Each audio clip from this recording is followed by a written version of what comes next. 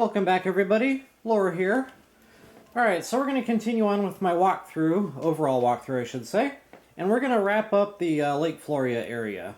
Reason being is there's a ton of treasure here, lots of arrow ammunition, weaponry, treasure, gemstones, rupees, you name it. So it's well worth our time and efforts to complete pilfering this area. The first leg of that is going to be finding another shrine. There is another shrine hidden behind this waterfall here. And to get there, we're going to find this little ledge that's way down here at the water level, down at the bottom of this big tall waterfall. So I went ahead and pinned that. And for quick and easy travel, we will start at the Song of Storms shrine, the Okanata shrine, or whatever the heck that's called. So go ahead and warp yourselves there, and we'll get to work. Before we head down toward that pin we marked, we're going to head back to this little lake. This is where the Birdman was, by the way, so if you haven't already, be sure and talk to him, get that song out of the way, get the shrine quest cleared. Otherwise, it'll keep thunderstorming all the time here. You will never get dry weather.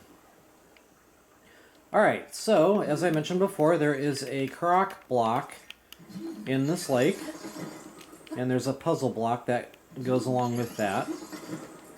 So, simply get yourself out, get it picked up. We're going to transport it back toward the shore, and you should be able to actually see the puzzle.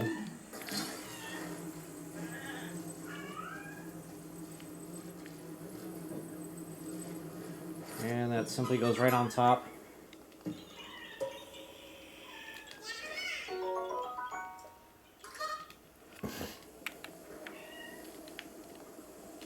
Alright, just for map reference, show you what we're doing here.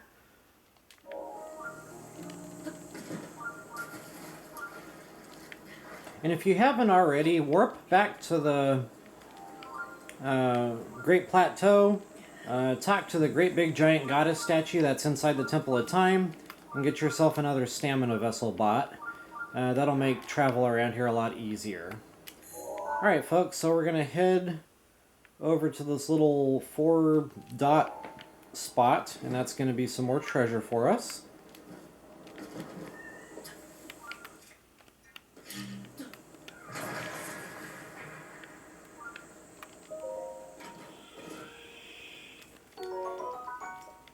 Lots of treasure here, folks. Tons and tons of treasure. And there's more mighty bananas and all sorts of good stuff, so always take a quick look around, make sure there's no bananas or anything you're missing. Okay, we got ourselves another metal boulder here. Makes for easy gathering of treasure chests.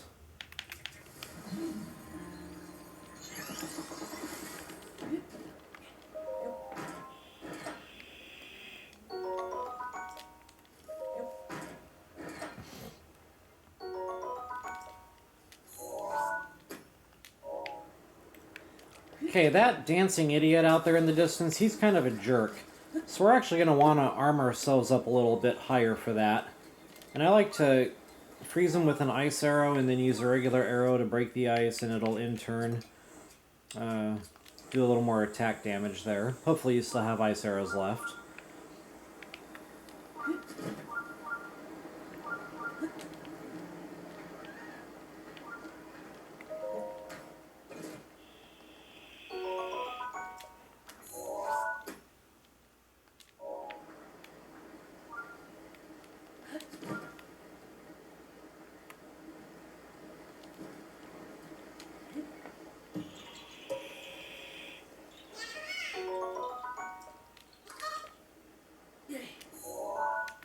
And you can kind of see it on the map, but right now my stamps are in the way. But there's a little ledge.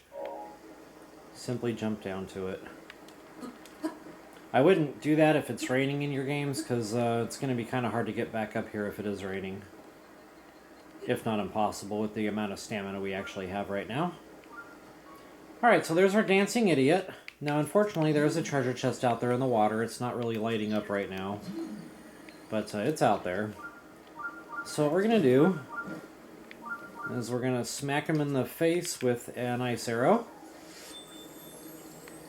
And I missed. Alright.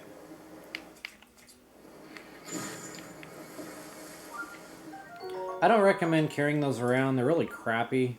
It shoots a little lightning bolt out and it'll disarm your foe, but yeah, all in all, it's just not worth holding on to. Alright, so there's actually 2 treasure chests out here in the water.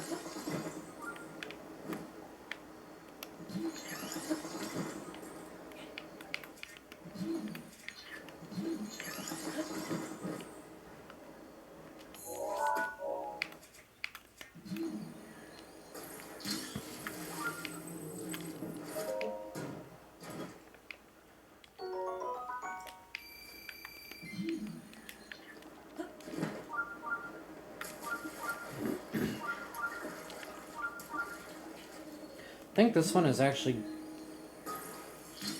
You don't need an ice block per se, you can just stand on the shoreline here and get it that way. Alrighty.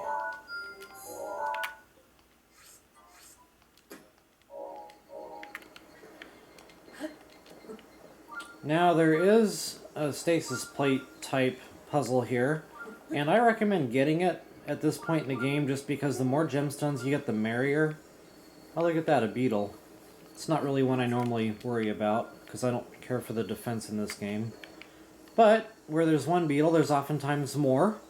So I'm going to have a quick look around, and it's another one of those crappy, rugged beetles there. What I'm looking for is bright yellow beetles, and those are for stamina.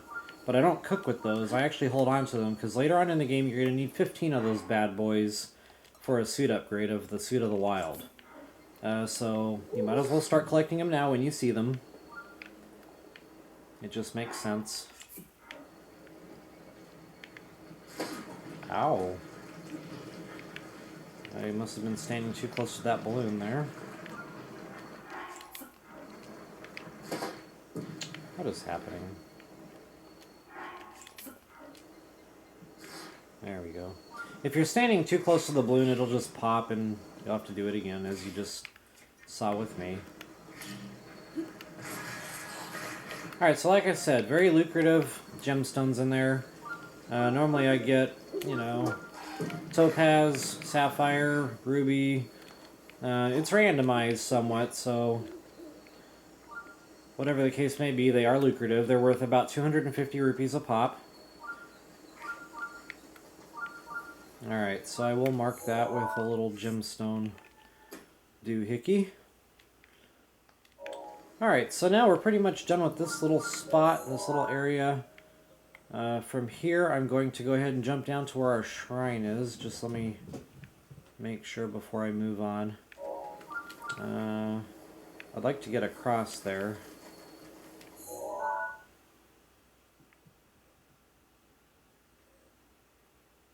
I'll come back to that later. For now, we're just going to get on down to where our entrance for the next shrine is. Now, there is a Korok pedestal here, but we can't get that until we get the Zora armor. That shoots a ring of lights way up there at the top of the waterfall, and you're going to need the Zora suit. The Zora shirt will give you the ability to swim up waterfalls, so that's really the only way to get that Korok seed.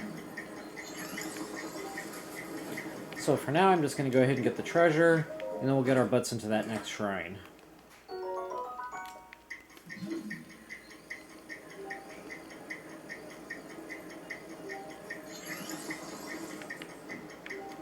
Ah, nuts. Yeah, that worked out.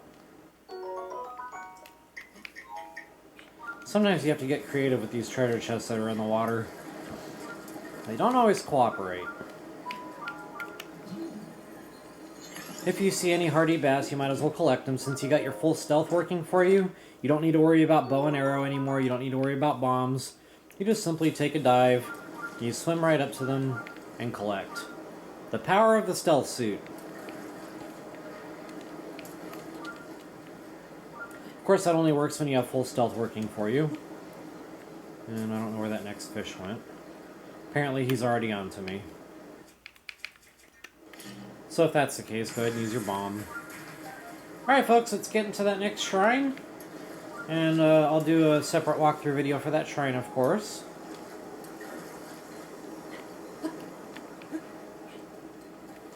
So now this is that little ledge that I pointed out on the map. This is where I put that pin.